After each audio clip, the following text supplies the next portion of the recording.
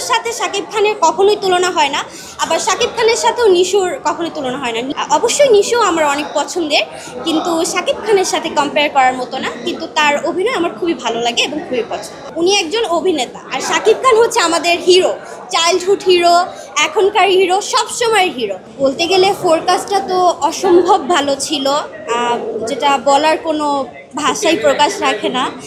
আর হচ্ছে গিয়ে ট্রেইলারটা এভারেজ ছিল, না দিলেও প্রবলেম ছিল না। মানে হয়েছে কি, ট্রেইলারটা দেওয়ার পরে ফোরকাস্টটার মনে হচ্ছে ওজনটা একটু কমে গিয়েছে, কিন্তু ফোরকাস্টটা যথেষ্ট ভালো ছিল। সাবিলা নূর নতুন হিসেবে শাকিব খানের সাথে ওভাবে বোঝাও যায়নি, খুবই ভালো লেগেছে এবং গানটা খুবই ভালো লাগছে। কন্টিনিউয়াসলি শুনতে শুনতে অনেক ভালো লাগছে। শ্রুতিমধুর একটা ব্যাপার ছিল প্রীতম হাসানের। আর হচ্ছে গিয়ে কিছু কিছু, যেহেতু সাবিলা নূর একদম প্রথম, কিছু কিছু জিনিস একটু দৃষ্টিকটু লেগেছে, কিন্তু ওভারঅল অনেক ভালো লেগেছে। বেমানান না, অবশ্যই না। মানুষ আসলে রিউমার ছড়াতেই ভালো লাগে, যেমন প্রিভিয়াস মুভিগুলোতে আমরা দেখেছি ইদিকা পলের সাথে তখনও অনেক রিউমার ছিল। আশা করছি ভালো লাগবে, ওই আশাটা নিয়ে এসেছি যে সাবিলা নূরের সাথে শাকিব খানকে অবশ্যই ভালো লাগবে। দেশ জুড়ে তোলপাড় ওয়ালটন ফ্রিজ কিনে আপনিও হয়ে যেতে পারেন মিলেনিয়ার। শাকিব খান হচ্ছে আমাদের একটা, স্পেশালি আমার একটা চাইল্ডহুড ইমোশন। আমরা যখন ছোটোবেলায় সাদা কালো টিভিতে অথবা যখন রঙিন টিভি এসছে, শাকিব খানের মুভি দেখেই বড় হয়েছি বলতে গেলে। তো ছোটোবেলা থেকে শাকিব খানের প্রতি একটা দুর্বলতা কাজ করে, কিন্তু মাঝখানে একটা পর্যায়ে ওর যে মুভিগুলো, ওগুলোতে হয়তো আমরা ওইভাবে প্রকাশ করতে পারিনি যারা আমরা শাকিব ফ্যান, যে আমাদের একটা শাকিব খান আছে। কিন্তু দিনে দিনে ও যেভাবে নিজেকে ছাড়িয়ে যাচ্ছে, মানে নিজেই নিজের প্রতিদ্বন্দ্বী হিসেবে আমাদের সামনে আসছে, আসলে এখন নিজেকে প্রাউডলি আমরা বলতে পারি যে না, আমাদের একটা শাকিব খান আছে। নিশো এবং শাকিব খান এ দুজনকে কিভাবে দেখছি বলতে, নিশুর সাথে শাকিব খানের কখনোই তুলনা হয় না, আবার শাকিব খানের সাথেও নিশুর কখনোই তুলনা হয় না। নিশু একটা আলাদা প্ল্যাটফর্ম থেকে এসছে। শাকিব খান অবশ্যই, আমি বললাম শাকিব খানের সাথে আমাদের একটা চাইল্ডহুড ইমোশন জড়িয়ে আছে। আর উনি হচ্ছে একজন অভিনেতা, আর শাকিব খান হচ্ছে আমাদের হিরো, চাইল্ডহুড হিরো, এখনকার হিরো, সবসময়ের হিরো।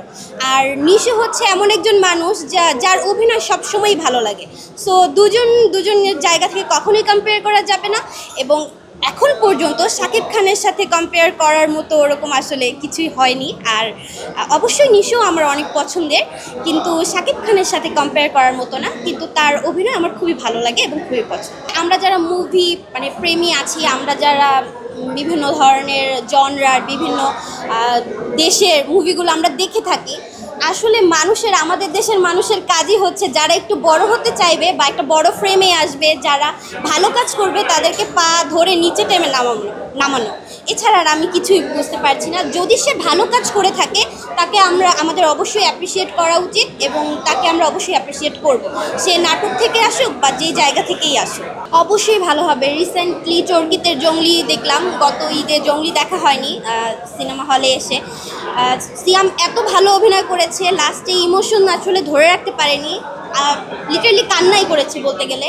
তো সিয়াম, আফরান নিশো, শাকিব খান একই ফ্রেমে যখন আসছে, অবশ্যই তাণ্ডব হবে, এছাড়া আর কিছুই বলতে পারছি না। আসলে নায়ককে বেছে নিতে চাচ্ছি না, কিন্তু একটা কথাই বলবো যে আমাদের চাইল্ডহুড হিরো এবং বর্তমানের হিরো শাকিব খান, অবশ্যই যেই জন্য আগেই তাণ্ডব দেখতে এসেছি।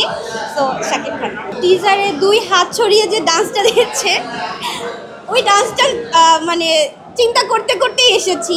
আর কি বলবো, তাণ্ডবের যে টাইটেল ট্র্যাকটা এত ভালো হয়েছে, হ্যাঁ অবশ্যই বানিয়েছে, এবং আস্তে আস্তেও একটা রিলস বানিয়েছি যে মুভি দেখা যায়।